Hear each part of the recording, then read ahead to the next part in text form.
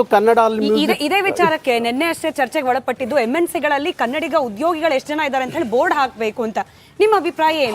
ಅದು ಭಾರಿ ಒಳ್ಳೆ ಕೆಲಸ ಹಾಕಬೇಕು. ಯಾಕೆಂದ್ರೆ ಡಾಕ್ಟರ್ ಸರೋಜಿನಿ ಮಹಿಷಿ ವರದಿ ಅನುಷ್ಠಾನಕ್ಕೆ ಬರಬೇಕು ಅಂತ ಹೇಳಿ 40-45 ವರ್ಷಗಳಿಂದ ಬಂದಂಥ ಎಲ್ಲ ಸರ್ಕಾರಗಳು ಮುಂದೆ ನಾವು ಹೇಳ್ಕೊಂಡು ಬಂದು ಯಾವ್ಯಾವ ABCD ಅಂತ ಹೇಳಿಕೊಳ್ಳುವಂಥ ಉದ್ಯೋಗದಲ್ಲಿ ಎಷ್ಟೆಷ್ಟು % ಕನ್ನಡಿಗರು ಇರಬೇಕು ಅನ್ನೋದನ್ನ ಆ ಮಹಿಷಿ ವರದಿ ಹೇಳ್ತಾ ಹೋಗುತ್ತೆ.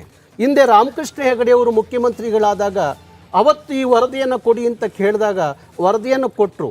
ಅವತ್ತು ಯಾರೋ ಭಾಷೆಯ ಅಲ್ಪಸಂಖ್ಯಾತರನ್ನ ಓಲೈಸ್ಲಿಕ್ಕೋಸ್ಕರ ಆ ವರದಿ ಇವತ್ತವರೆಗೂ ಜಾರಿಗೆ ಬರಲಿಲ್ಲ.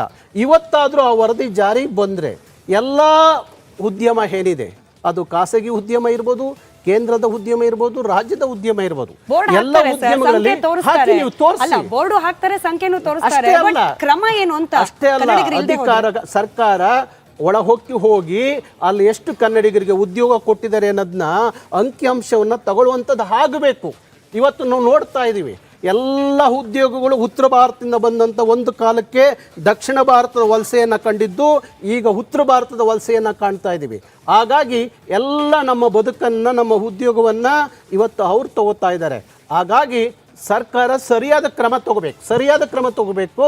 ಅದಕ್ಕೆ ಆದಂಥ ಒಂದು ಅಧಿಕಾರಿಯ ವರ್ಗವನ್ನು ನೇಮಕ ಮಾಡಬೇಕು.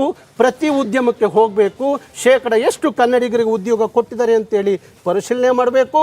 ಅಲ್ಲಿ ಕನ್ನಡಿಗರನ್ನ ತಗೊಳ್ಳಿಕ್ಕೆ ನೀವು ತಗೊಳ್ಳದೆ ಹೋದರೆ ನಾವು ನಿಮ್ಮ ಮೇಲೆ ಕ್ರಮ ತಗೋತೀವಿ ಅಂತ ಹೇಳುವಂಥ ತಾಕತ್ತು ಶಕ್ತಿ ಈ ಸರ್ಕಾರಕ್ಕೆ ಬರಬೇಕು. ಸರ್, ಒಂದು ನನಗೆ